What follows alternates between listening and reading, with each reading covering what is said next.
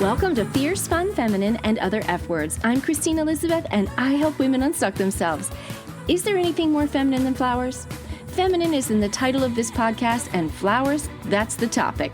But we're not talking about growing flowers, arranging flowers, or picking flowers. Today, I'm here to take your summer soiree and entertaining up a notch. We're talking about eating flowers. What? Okay, let's just get started. Here we go. You've consumed flowers without even thinking about it. I'm positive. Have you ever had hibiscus tea? Echinacea tea? How about a lavender shortbread cookie? Well, in the Pacific Northwest, we see those. I don't know if you see those where you live. Did you know that broccoli and cauliflower are the flowers of the plant they grow on? But we're not talking about those things. We're not talking about vegetables. I'm talking about something with an actual flower petal.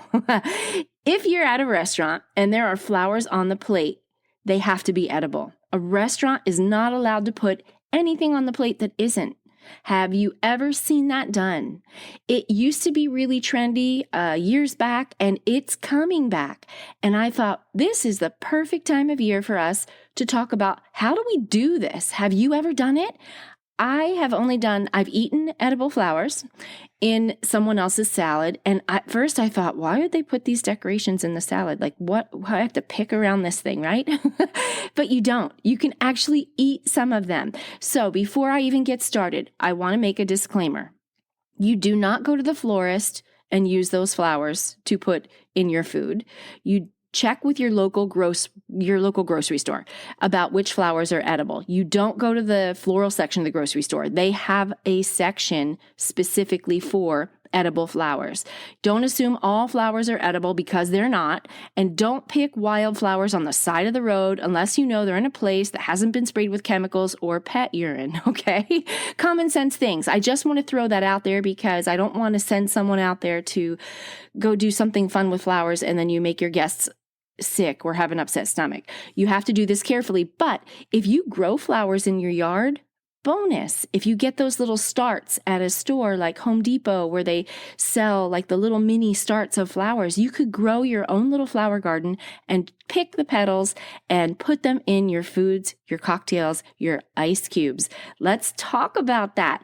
So they are not only garnish, but remember, you have to make sure they're edible. I'm going to cover the ones that are edible. I'm not going to have an exhaustive list, but it is going to be a start, and I want to just get your creative juices flowing. Do you have something special coming up this summer? Maybe you're hosting a soiree for your girlfriends. You're going to have like a summer barbecue, and you want to do something special or fun. Maybe it's a baby shower, a bridal shower, a little girl's birthday party.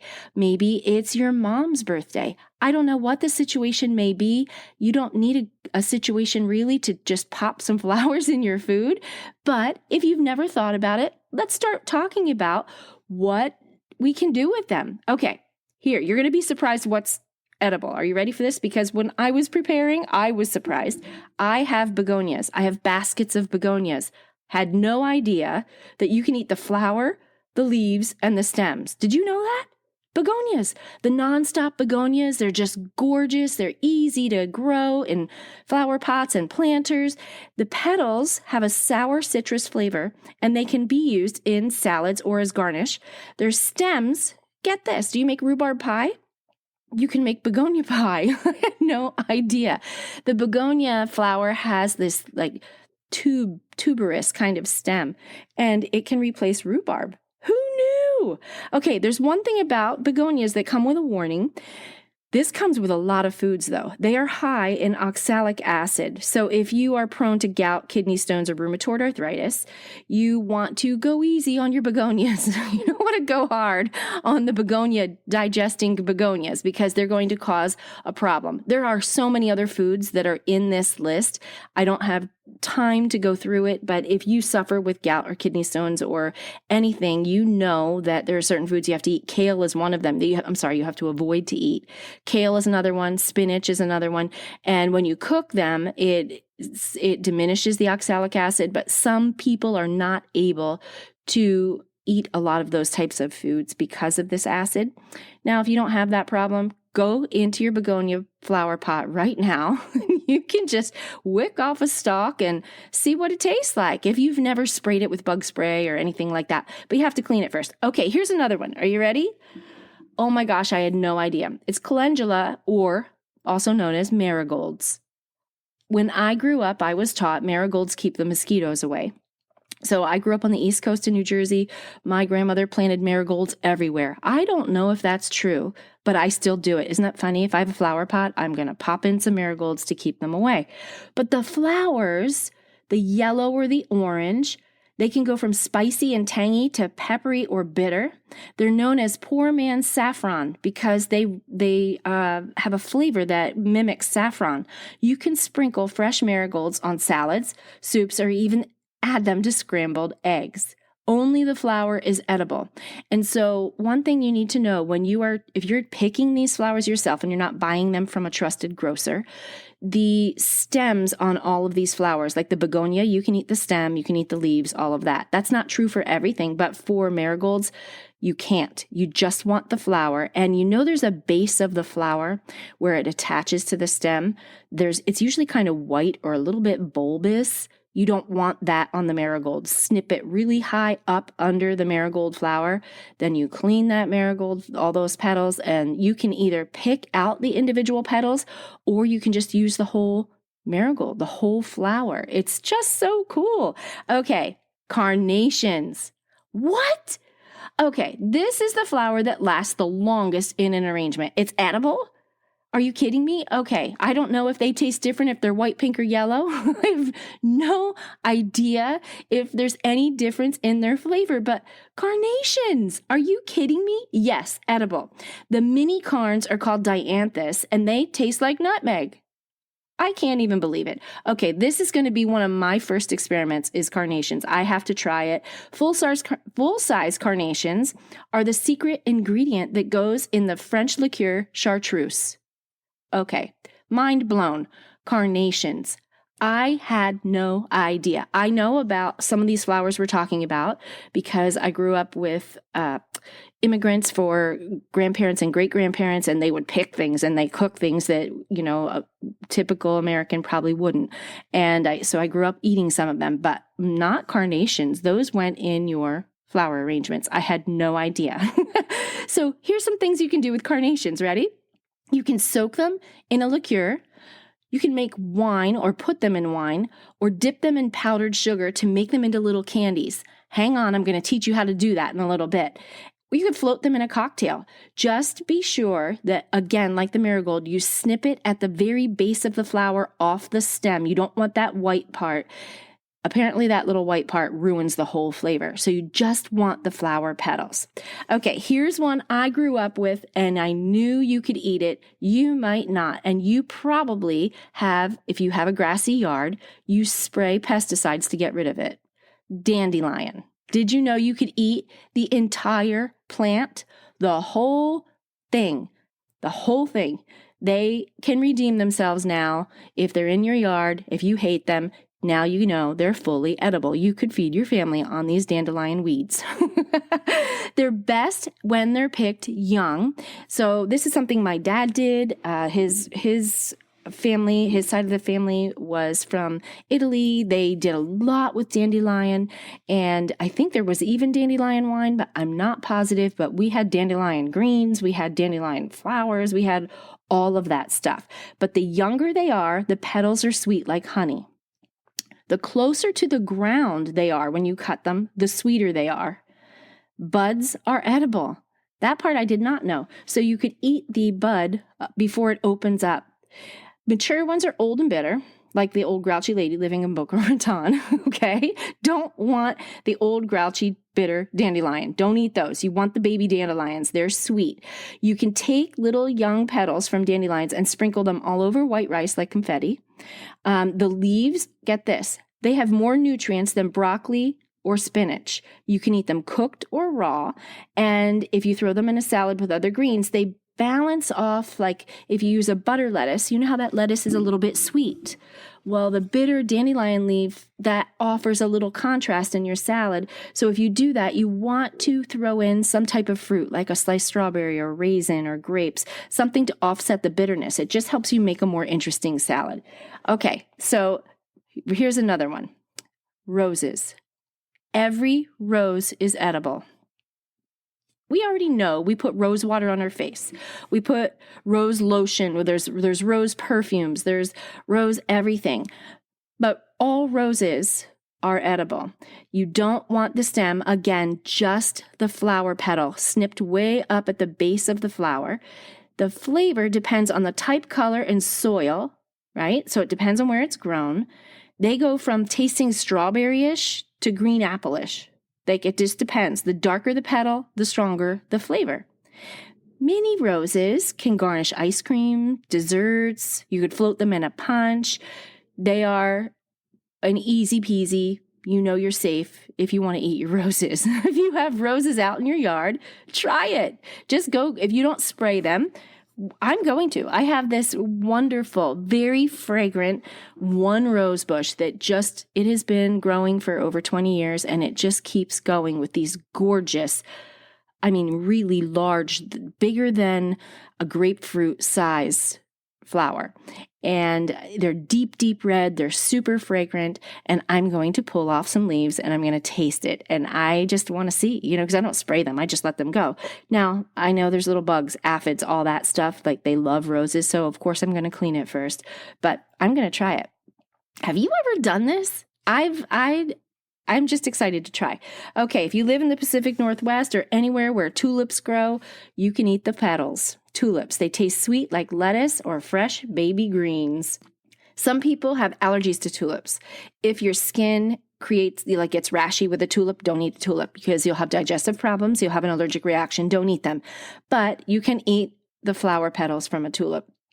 What other flowers can you eat? I'm just going to give you a couple ideas. You can have fuchsia. That's that hanging basket with those beautiful droopy flowers that like the shade. Hibiscus, you already know. Honeysuckle. I grew up sucking the sweet juice out of this little fragrant white flower. Did you ever do that? I never ate the flower itself. I just would taste the sweetness that came out of it. But there are berries on the honeysuckle plant that are poisonous. So don't go picking honeysuckle and throw your berries in because you're going to make your guests all sick. Impatiens. Pansies, also, like you would call them Johnny Jump Ups, they taste green and grassy. Those wild pansies that are purple and yellow, and they're kind of they almost look like a 3-leaf clover, but they're not. Those I've seen sprinkled on ice cream and all different things. Beautiful. Primrose, violets. There are more, but all of those flowers are edible. So what can you do with them? Let's just talk about a couple ideas because we all have things that are coming up this summer that we may be entertaining. Why not throw flowers in the mix? It would be so fun. Here's one. Clean your flowers. Get old school ice cube trays. Put your flower in it. Fill with water. And you can have ice cubes with flowers in them. You could also just float them in a punch. Float them on a cocktail or something like that. But here's the one that's easy that you can do and you'll wow your guests, and it's a fun thing to do with kids. You can candy them. So what you need, you want to make candied flowers. It's not hard. You just have a little preparation. I would say it's a one-day process, but they have to dry. So you want to give it, you prep them and candy them the first day. The second day they're ready to use. So you want to plan ahead. The things you need to make a candied flower, and every single thing I just mentioned can be candied. Everything. You need egg for egg white, a superfine or castor sugar, a paintbrush, white vinegar, parchment paper. That's it. So what you want to do is grab your flowers, whatever kind you're deciding, put them in a bowl of water with a splash of white vinegar and soak them for 20 minutes. This is how you're going to clean your flowers. Whether you buy them straight from the grocer or not, you want to wash your flowers because we don't know what's on them, right? So you want to drain them and let them dry on a towel. While they're drying, beat an egg white, really nice and fine. Some people don't do this. They do a meringue powder. They just add water to meringue powder and they dip the flour in meringue powder and then sugar. But this is another way. You can just do an egg white. Then you want to have your superfine or castor, whatever kind of sugar. If you use granulated sugar, it's too big and too heavy. So a superfine sugar is better. You put it in a sifter. So now your flours are dry. You're going to dip them in egg white, and then you're going to get the sifter and you're going to sift that sugar all over the flour, top, bottom, inside, around, everywhere. So when you dip the egg white, make sure it's entirely coated. Sift the sugar all over. If you miss a spot, some people prefer to be very artistic and use a little brush to paint the sugar on. You can do that too. And then you lay them out to dry on parchment paper. Most people do that overnight so they can dry overnight. Voila, wake up the next day, you have little candied flowers ready to add to your cakes, your cupcakes, your ice cream, your drinks, whatever you want. And here's another little fun thing. You can do that same exact technique for mint and basil leaves.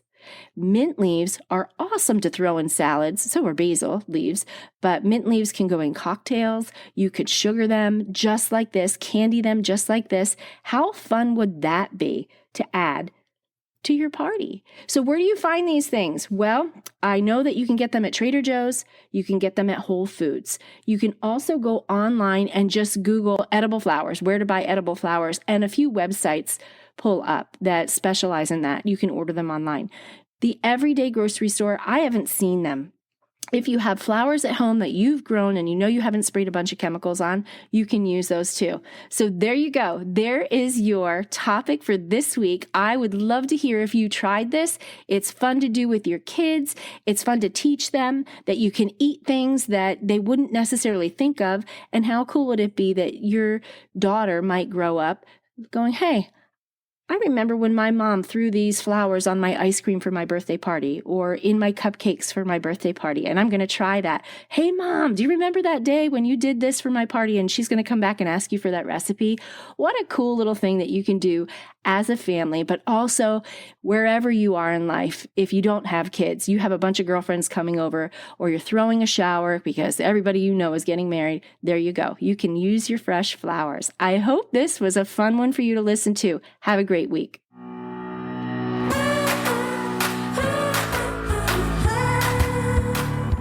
Flowers might seem like a random topic, but you should see the list of F words I have for topics to talk about on this podcast. There are so many, and why not?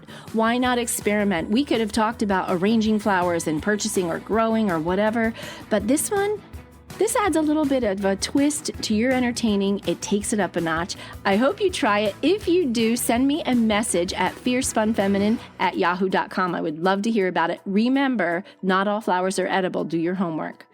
Don't forget to hit subscribe so you get notified for the next episode. Share this with a friend. If she's trying to throw a party and she's planning it, it might be a really fun tip for her. And until next time, have a fierce, fun, feminine, and fabulous day.